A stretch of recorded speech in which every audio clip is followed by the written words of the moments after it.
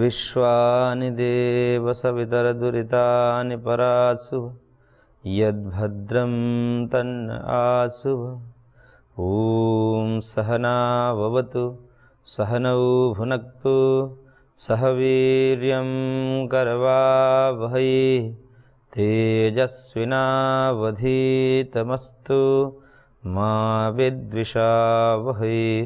ओम शांति शांति शांति। ओम श्री परमात्मा नमः।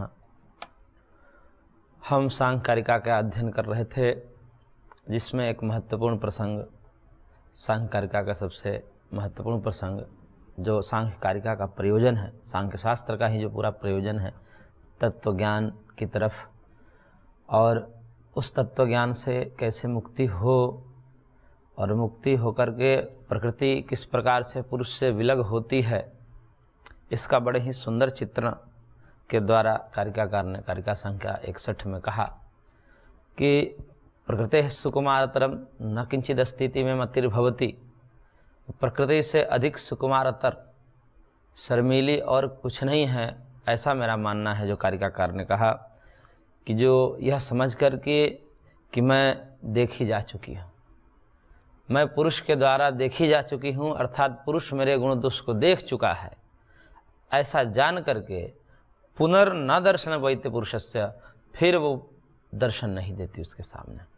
यानी कि प्रकृति का साधन के रूप में, भोग्य के रूप में, ये जो विस्तार है शरीर के रूप में, शरीर साधन है, शरीर मन बुद्धि इंद्रियां साधन है, और रूप रस गंध आदि जो संसार के विषय हैं वो भोग्य हैं। तो साधन और भोग्य के रूप में जो विस्तार प्रकृति का है, और उसी के द्वारा वो पुरुष को बांधी हुई है प्रकृति, यही बंधन है। और इस बंधन को पुनः अब तैयार नहीं कर दी प्रकृति, इसलिए कहा कि पुनर्न दर्शनम उपैति पुरुषस्य, पुनः वह पुरुष को दर्शन नहीं देती। यानी कि पुरुष के सामने भोग्य के रूप में, भोग्य साधन के रूप में, ये पूरा तामझाम के रूप में वो उपस्थित नहीं होती है। यही पुरुष का कैवल्य है, यही मुक्ति है। तो बड़े ही रोचक ढंग से यहाँ पर प्रस्तुत किया कारिकाकार ने। अब आगे जो सिद्धांत है बंधन और मुक्त के, जो वास्तविक सिद्धांत सांख्य के हैं, उसका प्रतिपादन करते हुए कारिकाकार कह रहे हैं कारिका संख्या 62 में, तस्मान्न बध्यते अद्धा न मुच्यते नापि संसरति कश्चित्, संसरति बध्यते मुच्यते च नानाश्रया प्रकृतिः। कह रहे हैं कि तस्मात् अद्धा न बध्यते न मुच्यते नापि कश्चित् संसरति नानाश्रया प्रकृति संसरति बध्यते मुच्यते च। कहने के वास्तव में जो वास्तविक रूप से ये जो पुरुष है, क्योंकि पुरुष के विषय में कहा जाता है कि ये संसरण करता है, इस देह को छोड़ करके दूसरे देह में जाता है, उसको छोड़कर फिर तीसरे देह में जाता है। इस प्रकार पुनरपि जननम पुनरपि मरणम का ये जो संसरण चलता रहता है, वह बराबर जब तक तत्व ज्ञान हो नहीं जाता तब तक वो चलता रहता है। तो आत्मा का एक शरीर को छोड़ना और दूसरे शरीर को प्राप्त करना रूपी जो जन्म मरण है, जिसको प्रेत्य भाव कहा न्यायकार ने, पुनरुत्पत्ति प्रेत्य भाव। तो यह जो संसरण है, यह तो आत्मा के संसरण के आधार पर है, आत्मा संसरण करता है। तो उस सिद्धांत को समझाने के लिए वास्तविक सिद्धांत का प्रतिपादन करते हुए कारिकाकार कह रहे हैं कि जो पुरुष है यह न बद्धते न मुच्यते। पुरुष न तो बंधन में आता है और न ही पुरुष मुक्त होता है। अब बात थोड़ी विचित्र सी लगेगी कि न बंधन में है न पुरुष में, लेकिन तो व्यवहार तो किया जाता है, शास्त्र में भी कहा जाता है और लोक व्यवहार में गुरुजनों के द्वारा भी सुना जाता है, बंधन मुक्ति, आत्मा बंधन में है, मुक्त होना है। तो ये जो बंधन और मुक्ति की बात कही जाती है, यह किसकी कही जाती है? तो कह रहे हैं कि यह पुरुष का न बंधन है न पुरुष की मुक्ति है। पुरुष तो नित्य शुद्ध बुद्ध मुक्त स्वरूप वाला है, जो कि सांख्यकार ने कहा कि नित्य शुद्ध बुद्ध मुक्त स्वभाव से तद्योगस्तद्योगाद्यते, कि आत्मा का स्वभाव नित्य शुद्ध, नित्य बुद्ध, नित्य मुक्त। नित्य शब्द लगाने का तात्पर्य है कि ये कभी बंधन में आया फिर कभी मुक्त होगा, ऐसा नहीं है, वह नित्य मुक्त है। तो फिर ये मुक्ति और बंधन किसकी है? जो बात कही जाती है शास्त्रों में, उपदेशों में, तो ये किसका बंधन, किसका मुक्ति? तो कह रहे कि पुरुष की मुक्ति नहीं है, पुरुष का बंधन नहीं है, क्योंकि पुरुष स्वभाव से मुक्त है। तो पुरुष स्वभाव से मुक्त है, जिसकी मुक्ति है या जिसका बंधन है उसी की मुक्ति होगी। तो बंधन जब माना जाए तब तो मुक्ति मानी जाए, क्योंकि मुक्ति बंधन के सापेक्ष है। जो बंधन में आएगा वही मुक्त होगा, लेकिन पुरुष तो सदैव मुक्त है, कभी बंधन में आया ही नहीं। यदि बंधन पुरुष का स्वभाव होता तो स्वभाव किसी पुरुष का कभी छूटता नहीं। कोई भी वस्तु है, वस्तु का स्वभाव वस्तु को छोड़ नहीं सकती, और ऐसे ही यदि पुरुष का स्वभाव बंधन माने तो पुरुष कभी मुक्त हो ही नहीं सकता। फिर ये सारे ग्रंथ, ये सारे उपदेश, ये सारे वेद निरर्थक हो जाते जो मुक्ति की बात करते हैं। तमेव विदित्वा ते मृत्युमेति नान्यः पंथा विद्यते नाय इत्यादि जो श्रुति वचन है, ये सारे के सारे व्यर्थ हो जाते, क्योंकि वहाँ मुक्ति की बात कही गई है। तब वहाँ पर प्रश्न, इसका विचार सांख्य में विस्तार से किया गया है प्रारंभ में ही, कि बंधन आखिर किसका माने। बंधन तो है, अनुभव तो एक है, आत्मा अपने आप को सुख दुख का अनुभव कर रहा है, देह शरीर मन बुद्धि के वश में है, विषयों के वश में है, रूप रसगंध आदि विषयों के अधीन है, ये तो स्वीकार किया जाता है, देखा जाता है, अनुभव है। तो आखिर ये किसका स्वभाव है? तो कहा कि यदि पुरुष का स्वभाव माने, जिस प्रकार से अग्नि उष्ण होती है, उष्णता अग्नि का स्वभाव है, वह उष्णता अग्नि को कभी छोड़ नहीं सकती, यदि ऐसा ही बंधत्व जो है वो पुरुष का धर्म होता, तो फिर वह पुरुष कभी मुक्त ही नहीं हो सकता। और जब मुक्त नहीं हो सकता तो ये सारे के सारे शास्त्र, सारे वेद सब निरर्थक, सारा उपदेश निरर्थक हो जाएगा। क्योंकि उपदेश सार्थक चीज़ों का ही किया जाता है, जो सार्थक है, जो संभव है उसी का उपदेश किया जा सकता है, असंभव का उपदेश नहीं किया जा सकता है। यदि असंभव का कोई उपदेश कर रहा है तो उपदेश अनुपदेश के जैसा है, ऐसा सांख्यकार भी कहते हैं। तो जब पुरुष का बंधन स्वभाव नहीं है तो मुक्त भी नहीं हो सकता, क्योंकि मुक्त वही हो सकता है जो बंधन में आता है। इस कारण से सैद्धांतिक दृष्टिकोण से जो सांख्य का सिद्धांत है, और वो यह है कि पुरुष न बंधन में आता है और न ही पुरुष मुक्त होता है। तो फिर ये मुक्त बंधन कौन होता है जिसकी बात की जाती है? तब उसके लिए कहा कि नानाश्रया प्रकृति संसरति। ये जो नाना आश्रय रूपी प्रकृति है, माया है, जो त्रिगुण है, यही संसरण करते हैं। यानी कि एक शरीर से दूसरे शरीर में जो जाना है वो पुरुष नहीं करता, क्योंकि पुरुष निष्क्रिय है। पुरुष निष्क्रिय है, उसमें क्रिया संभव नहीं है। तो निष्क्रिय पुरुष एक शरीर को छोड़कर दूसरे शरीर में नहीं जा सकता, तो फिर कौन जाता है? क्योंकि बंधन मुक्ति का निषेध कर दिया तो संसरण का निषेध कर दिया। तो बंधन मुक्ति क्या है? एक शरीर में रहना, फिर उसको छोड़कर दूसरे शरीर में जाना, ये तो बंधन है, और फिर शरीर से छूटना, ये मुक्ति है। लेकिन जब बंधन मुक्ति का ही निषेध कर दिया तो संसरण का भी निषेध समझना चाहिए। न संसरति कश्चित, वो संसरण भी नहीं करता। तो कौन संसरण करता है? तो कहते हैं ये नाना आश्रय जो प्रकृति है, वह स्थूल शरीर के रूप में तो देखी जाती है, यहीं पर छूट जाता है। लेकिन सूक्ष्म शरीर के रूप में एकादश इंद्रियां, अहंकार, बुद्धि, पंचतन्मात्र, इन 18 समुदायों को लेकर के सूक्ष्म शरीर ही एक शरीर को छोड़ करके दूसरे शरीर में जाता है। यानी कि वह सूक्ष्म शरीर एक स्थूल शरीर को छोड़ करके दूसरे स्थूल शरीर में जाता है, और यही संसरण है, और इसी संसरण को आत्मा का संसरण मान लिया जाता है। जिस प्रकार से सैनिक के जय पराजय को राजा में उपचार करके, राजा में उसका गौण व्यवहार करके प्रयोग किया जाता है कि राजा जीत गया। राजा तो अपने महल में बैठा है, घर पर बैठा है, सैनिक लड़ रही है, तो सैनिक जो लड़ रहे हैं, सैनिक में ही हार हो रहा है अथवा जीत हो रही है। कौन जीते? तो सैनिक जीते। कौन हारे? तो सैनिक हारे। लेकिन चूंकि प्रेरणा राजा की थी, मूल में राजा की प्रेरणा थी, राजा के आदेश से ही वो लड़ रहे थे, इस कारण से मूल दृष्टिकोण से जय पराजय भले ही सैनिक में हो रहे हैं, लेकिन उसको राजा में कह दिया जाता है। तो ये जो कहना वास्तविक रूप से यदि जय पराजय को सीधा सीधा देखे तो सीधा सीधा जय पराजय राजा की नहीं हुई है, क्योंकि लड़ाई में जो जीते हैं, जो हारे हैं, वो सैनिक जीते हारे हैं। तो वास्तविक कथन तो सैनिक में है। वास्तविक तत्वतः यदि देखा जाए तो सैनिक में ही हार जीत है। लेकिन जब कहा जाता है कि राजा जीत गया, राजा हार गया, तब यह कथन कहा जाता है कि ये गौण प्रयोग है, यथार्थ प्रयोग है, कहने मात्र के है, ऐसा कहा जाता है क्योंकि प्रेरणा उसी की थी, इस कारण से कहा जाता है। वास्तव में तो जीते हारे सैनिक, लेकिन फिर भी कह दिया जाता है यह भाषा व्यवहार है, भाषा व्यवहार को हम मना नहीं कर सकते। इसी प्रकार से जो पुरुष में बंधत्व है या पुरुष की जो मुक्ति का कथन जहाँ कहीं भी कहा जाता है, वह सब इसी आधार पर कहा जाता है कि जो प्रकृति है नाना आश्रय, भोग्य के रूप में, साधन के रूप में, करणों के रूप में, सूक्ष्म शरीर के रूप में, यही संसरण करती है एक शरीर से दूसरे शरीर में। और इसी के संसरण को, क्योंकि ये संसरण क्यों करती है, जड़ है, ये तो कर ही नहीं सकती, प्रेरणा आत्मा की है। आत्मा ने ही अपने संकल्प के द्वारा पुण्य पाप कर्माशय को अर्जित किया है और उसी कर्माशय के वशीभूत होकर के लिंग शरीर संसरण करता है एक देह से दूसरे देह में। तो मूल दृष्टिकोण से यदि देखा जाए तो कहीं ना कहीं आत्मा की प्रेरणा है, इसलिए आत्मा के प्रेरणा के कारण संसरण करती है मूल प्रकृति, सूक्ष्म शरीर आदि। लेकिन उस संसरण को, उस बंधन को, उस मुक्ति को आत्मा में कथन कर दिया जाता है। तो इस कारण से कहा कि तस्मान न बध्यते अध्यानम उच्यते ना भी संसरति कश्चित संसरति बध्यते मुच्यते च नानाश्रय प्रकृति। संसरण भी प्रकृति करती है, बंधन भी प्रकृति का होता है और मुक्त प्रकृति ही होती है। यानी कि वास्तव में पुरुष का तो ये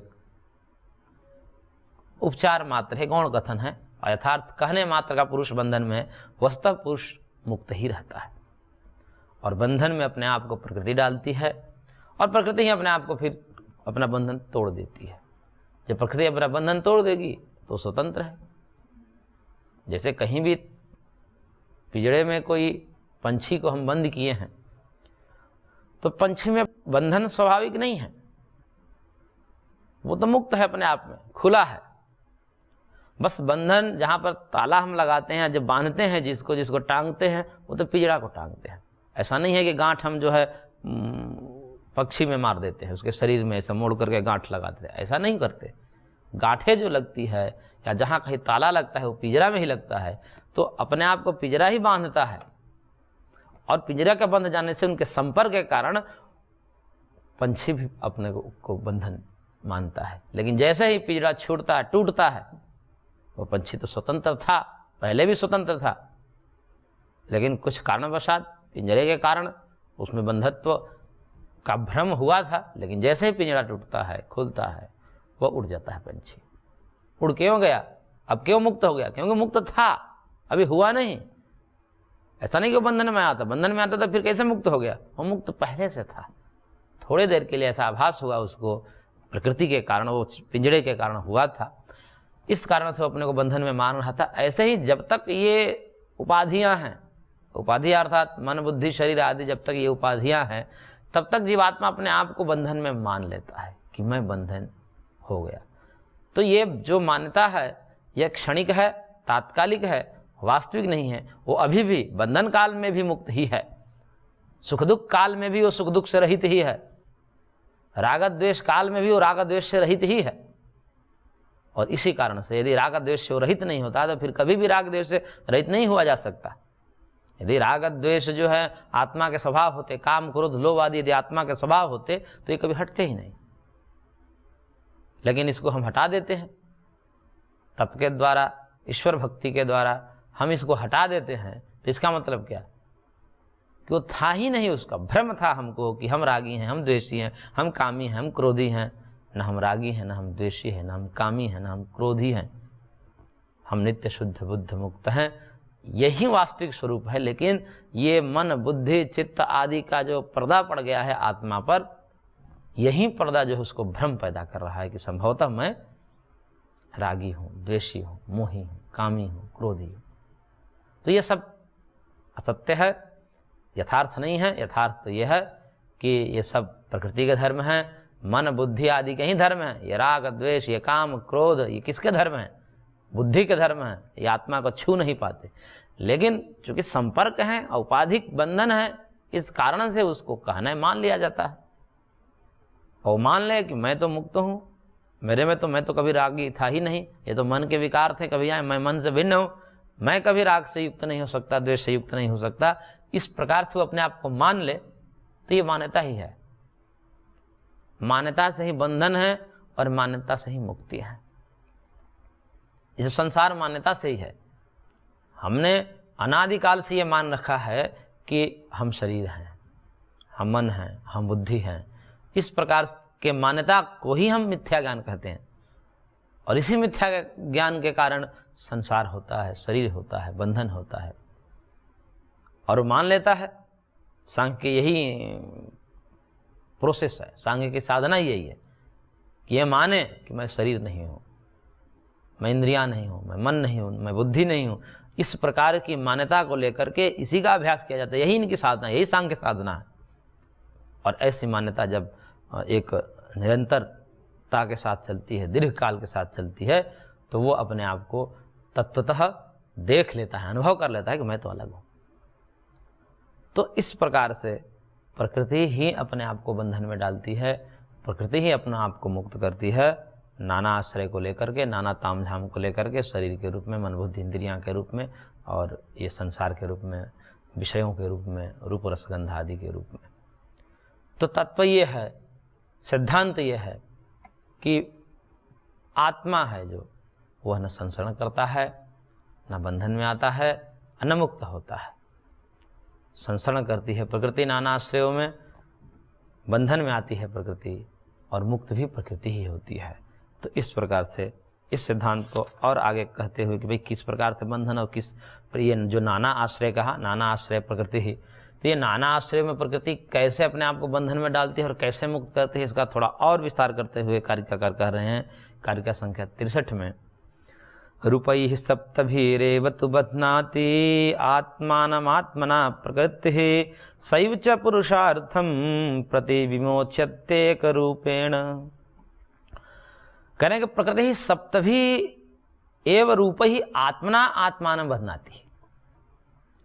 प्रकृति 7 रूपों में, उसके 7 रूप हैं प्रकृति के, अज्ञान, धर्म, अधर्म, वैराग्य, अवैराग्य, अनैश्वर्य और ऐश्वर्य।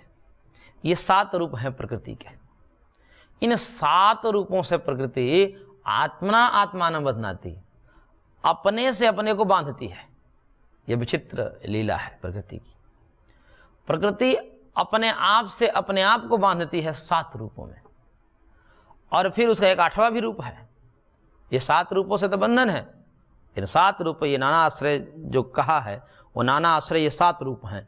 इन 7 रूपों से अपने आप को बांधती है, और जब बांधती है तो ये जगत हो जाता है, ये शरीर में हम देहधारी हो जाते हैं, चेतन हो जाते हैं। इस प्रकार से बंधन हो जाता है, शरीर संसार चलने लगता है।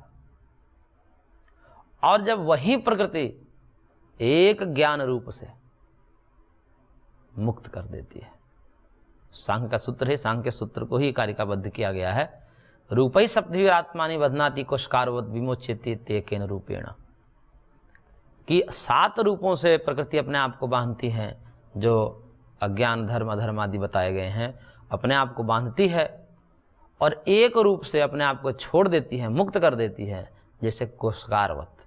कोशकार बोलते हैं रेशम के कीड़े को।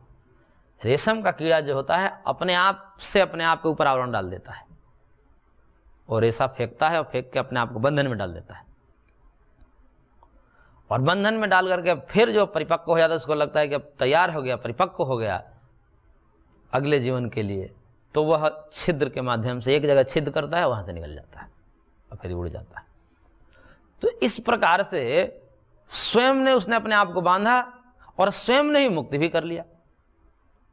इसी प्रकार प्रकृति स्वयं ही ये नाना आश्रयों के रूप में अपने आप को फैलाती है, बांधती है, और उसके बंधन में जो है, उसके बंधन से किसी में बंधन स्वीकार कर लिया जाता है, पुरुष में बंधन स्वीकार कर लिया जाता है। तो प्रकृति जो धर्म, अधर्म, अज्ञान आदि 7 रूपों में अपने आप को बांधती है, और एक रूप जो ज्ञान है उसका, उस रूप में अपने आप को मुक्त कर लेती है। यानी कि प्रकृति ही बंधन में आती है और प्रकृति ही मुक्त होती है। अब यहाँ पर थोड़ा सा समझने योग्य बात है, हमने पूर्व में भी कहा था इस बात को कि एक ज्ञान रूप से अपने आप को मुक्त करती है और यह ज्ञान जो धर्म बताया गया वह प्रकृति के धर्म बताया गया, जबकि ज्ञान को तो आत्मा का धर्म माना जाता है। सद्रूप चिद्रूप तो आत्मा होता है, सच्चिद रूप जो है, चिद मतलब ज्ञान, तो सच्चिद रूप तो ये आत्मा का धर्म है, यहाँ प्रकृति का एक ज्ञान रूप कहा गया है। तो यहाँ पर समझना चाहिए कि ज्ञान शब्द जो है वो यहाँ पर वृत्त्यात्मक ज्ञान के रूप में है। बुद्धि में जो वृत्ति बनती है उसको भी ज्ञान कहा जाता है, क्योंकि वह ज्ञान के साधन है, उसी के द्वारा वृत्ति के माध्यम से ही आत्मा को ज्ञान होता है। तो अंतःकरण की जो वृत्ति है उसको ज्ञान शब्द से कहा जाता है, और वो वृत्ति ही यहाँ पर ज्ञान शब्द से कही गई है। वो कौन सी वृत्ति? सामान्य वृत्ति नहीं, ब्रह्माकार अखंडाकार कारित जो वृत्ति है उस वृत्ति को यहाँ पर कहा जाता है। सामान्य वृत्ति से बंधन नहीं टूटेगा, जैसे घटपट आदि की तो वृत्ति बनती हैं, रूप रस गंध आदि की भी तो चित्त में वृत्ति बनती है, तो बंधन है, ये तो भोग है। लेकिन इन सारी वृत्तियों का जब निरोध कर दिया जाता है तो वृत्ति निरोध होने के बाद पुरुषाकार कारित वृत्ति होती है, आत्माकार कारित वृत्ति होती है, उसी को अखंडाकारित वृत्ति बोलते हैं, ब्रह्माकार कारित वृत्ति बोलते हैं। वह ब्रह्माकार कारित जो वृत्ति है उस वृत्ति को ज्ञान कहते हैं, और उस ज्ञान से प्रकृति फिर क्या करती है? अपने आप को छोड़ देती है, अपने सातों बंधनों को तोड़ देती है और फिर स्वतंत्र हो जाती है। तो जैसे ही पिंजरा टूटा, पंछी तो पहले से ही तैयार था, उड़ गया, अपने स्वरूप में आ गया है। यही मुक्ति है और यही बंधन है। तो कहने का तात्पर्य है कि प्रकृति का ही बंधन है और प्रकृति की ही मुक्ति है, और इन 7 रूपों में प्रकृति अपने आप को बांधती है। वो 7 रूप धर्म है, अधर्म है, अज्ञान है, वैराग्य है, अवैराग्य है, ऐश्वर्य है और अनैश्वर्य है। अब यहाँ पर थोड़ा सा प्रश्न उठ सकता है मन में कि धर्म को भी, वैराग्य को भी, ऐश्वर्य को भी, जो सत्व प्रधान बुद्धि के धर्म कहे गए हैं उसको भी इन्होंने बंधन का कारण माना, कि धर्म भी बंधन है। चलो अधर्म को बंधन माने तो माना जाए, ठीक है, अज्ञान को बंधन माना जाए, ये समझ में आती है बात। लेकिन धर्म को बंधन में कह दिया कि 7 रूपों में बंधन है, यानी कि धर्म भी उसमें शामिल है, वो भी बंधन है, वैराग्य भी उसमें शामिल है, वो भी बंधन है। तो ये बात समझ में नहीं आती है कि धर्म से बंधन कैसे, वैराग्य से बंधन कैसे। तब यहाँ पर कहा जाता है कि देखिए धर्म और वैराग्य का स्वरूप क्या है, ये थोड़ा समझ लेने चाहिए। कि जो स्वार्थ मूलक वेदोक्त हम कर्म करते हैं उसको धर्म कहा जाता है। स्वार्थ मूलक वेदोक्त कर्म, शास्त्रोक्त कर्म, शास्त्र में जो कहा है उसको कर रहे हैं, लेकिन स्वार्थ की भावना से कर रहे हैं कि आगे हमको सुख मिलेगा, आगे हमको अच्छा जन्म मिलेगा, स्वर्ग आदि मिलेंगे। इस प्रकार की भावना से जब वह व्यक्ति कर्म करता है, उस कर्म से जो उपार्जित चित्त में संस्कार हैं उसको धर्म कहा जाता है। तो यहाँ भी राग है, राग से युक्त कर्म कर रहा है, इसके कारण उसको बंधन माना जाता है। उसको अच्छी अच्छी योनियाँ मिल जाएगी, लेकिन दुखों से आत्यंतिक निवृत्ति नहीं मिल सकती। इसी प्रकार वैराग्य, वैराग्य भी एक साधन है। दृष्टानुश्रविक विषय वितृष्ण से वशीकार संज्ञा वैराग्यम, दृष्ट और आनुश्रविक विषय से वितृष्ण हो जाना, राग रहित हो जाना। क्यों हो जाना? अभी प्राप्त करने के लिए होना, अभी प्राप्त किया नहीं है, प्राप्त कर लिया होता तो ये बात ही नहीं कहता मेरे को इसलिए करना है कि आगे प्राप्त करना, इसलिए छोड़ रहा है। आगे प्राप्त करने की भावना है, लेकिन अभी प्राप्त नहीं किया है। धर्म का आचरण कर रहा है किस लिए? कि मैं आगे जन्म अच्छा होगा, इस भावना से। तो ये भी बंधन की, अज्ञान की कोटि में है। अज्ञान काल में धर्म होते हैं, अज्ञान काल में ही वैराग्य होते हैं। तो इस प्रकार अज्ञान कालिक धर्म, अज्ञान कालिक वैराग्य, अज्ञान कालिक ऐश्वर्य होने के कारण इसको बंधन माना गया है। और ज्ञान जब हो जाए तब तो ये संभावना ही नहीं है। स्वार्थ जहाँ रहे, स्वार्थ हो ही नहीं सकता ज्ञान के बाद। राग द्वेष नष्ट हो जाते हैं ज्ञान से। तो जहाँ राग द्वेष नष्ट हो गया वहाँ धर्म भी क्या, क्योंकि धर्म राग मूलक होता है, वहाँ भी राग होता है, सुख के प्रति राग होता है, तब हम धर्म करते हैं। तो धर्म का स्वरूप ही है जो राग मूलक हम सुख की कामना करते हैं, और उस कामना की पूर्ति के लिए जो कर्म करते हैं उसी को हम धर्म या पुण्य कर्म कहते हैं। तो वहाँ भी स्वार्थ है, और ज्ञान होने के बाद स्वार्थ खत्म हो गया, तो फिर कहाँ धर्म रहा? अधर्म को तो पहले ही छोड़ चुका है, उसकी तो बात ही नहीं है। धर्म भी छूट गया स्वार्थ के हट जाने से, वैराग्य भी छूट गया, क्योंकि पा लिया तो वैराग्य क्या। तो इस प्रकार से इन सब को अज्ञान काल में ही होते हैं, इसलिए इसको बंधन काल माना गया है। और तत्व ज्ञान जो है वह एक है जिससे वह मुक्त हो जाता है। तो इस प्रकार से हमने यहाँ पर प्रकृति के बंधन और मोक्ष के हेतु को देखा। आगे इसका और विस्तार करेंगे। आज की कक्षा को हम यहीं पर विराम देते हैं, शेष अगले अंक में। ओम शांति शांति शांति।